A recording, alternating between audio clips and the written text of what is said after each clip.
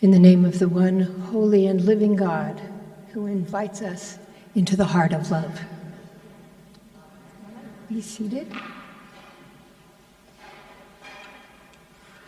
I vividly remember the first time I heard or sang our opening hymn.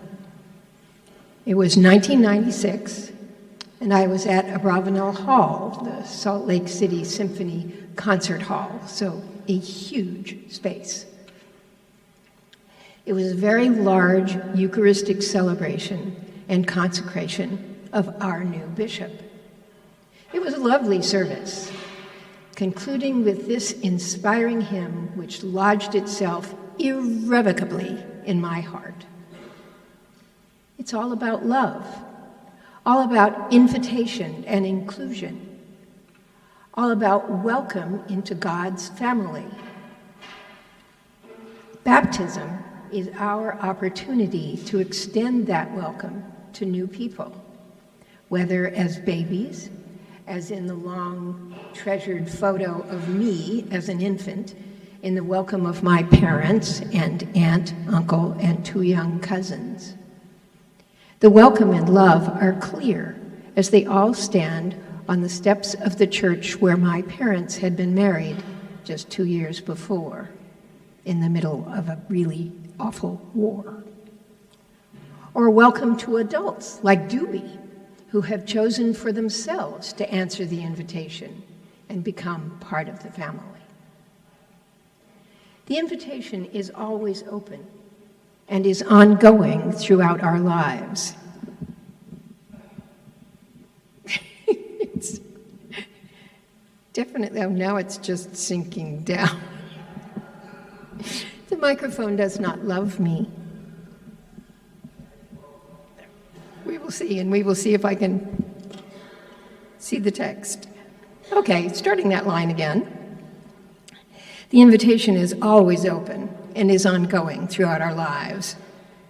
We're invited to join Isaiah as lights to the world, revealing the love at the heart of the universe and welcoming new people who come to join us, joining in the work of blessing the world with the divine love which created it and us.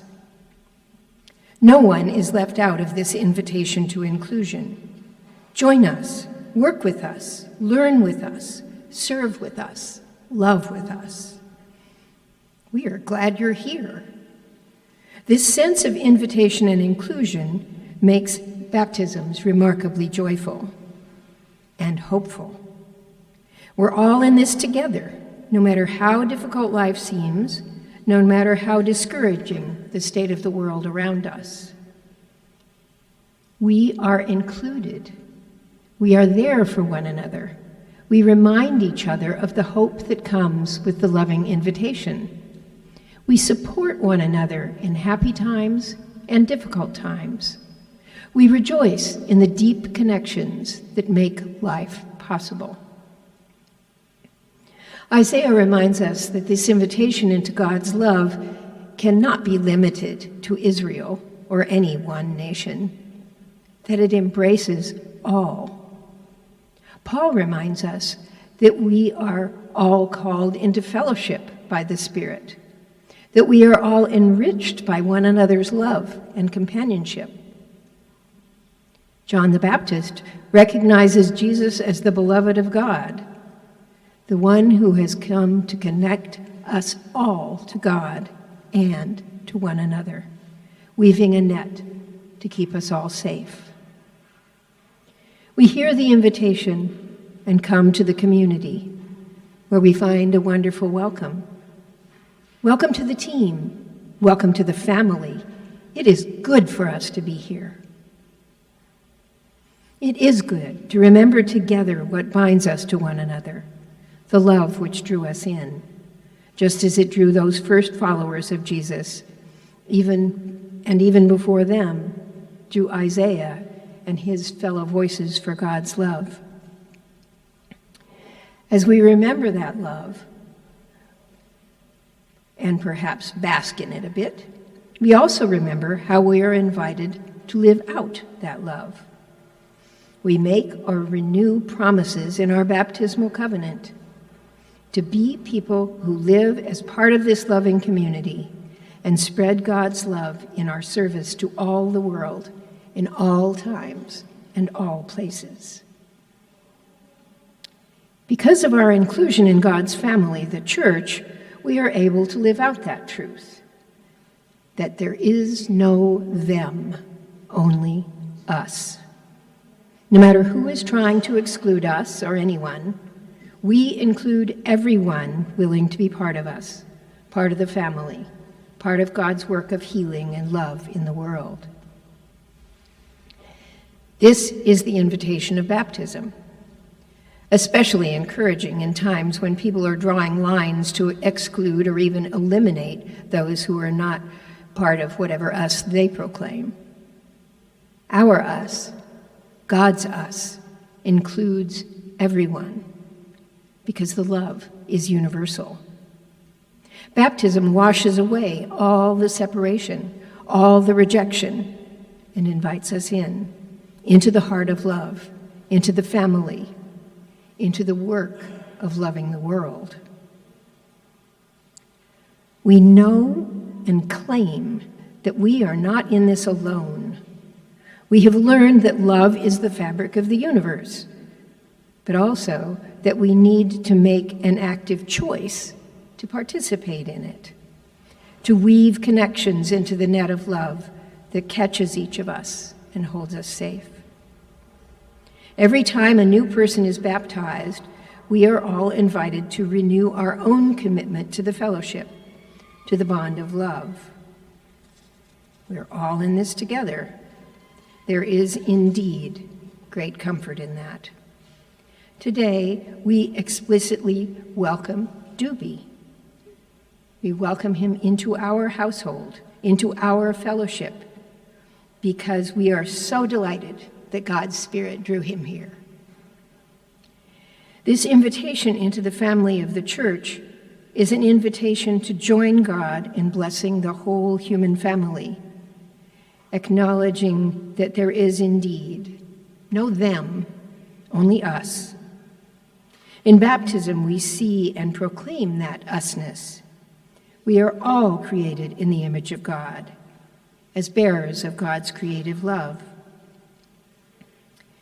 It's up to us to say yes to the invitation to be part of God's family, whether it is our parents on our behalf or as adults speaking for ourselves, like Doobie. And each baptismal service reminds us of the promises included in that yes, however long ago ours may have been. Reminds us what we are saying yes to. And we say that yes together, which strengthens our connection to one another as God's family and our connection to the loving work with which we have been entrusted by Christ.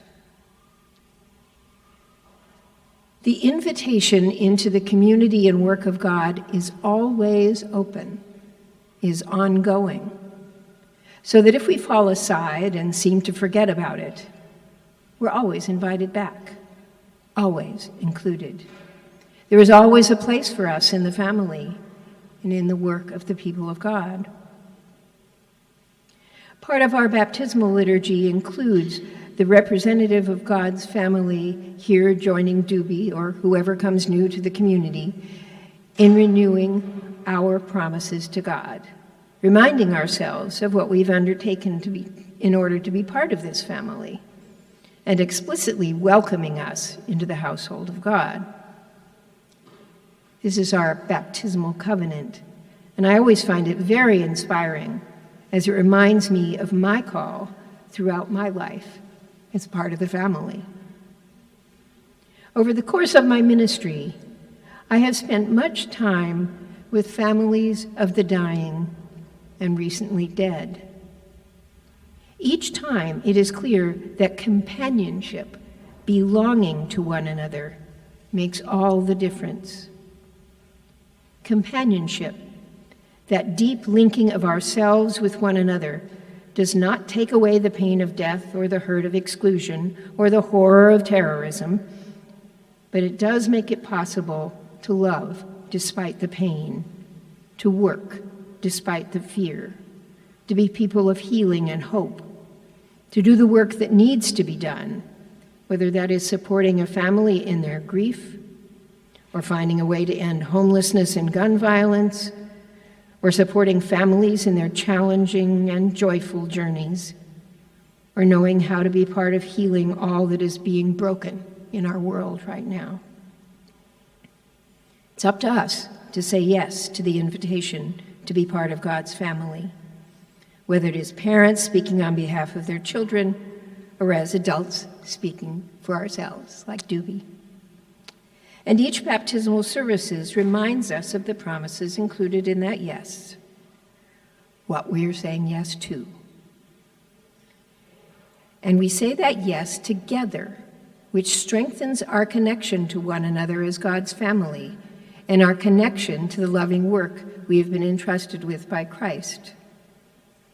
The invitation into the community and work of God is always open, is ongoing, so that if we fall aside and seem to forget about it, we're always invited back, always included. There is always a place for us in the family and work of the people of God. We are all alongside one another in our journeys, no matter how hard or confusing it may be. And we rejoice in it, and rejoice to include Doobie in it. I will conclude with a lovely ancient Gaelic prayer that for me captures the hope of our community in God's love. May God grant us peace, peace between neighbors, peace within families, peace between friends, the peace of God above all peace. Bless, O God, our faces. Let our faces bless everything. Bless, O God, our eyes. Let our eyes bless all they see. Amen.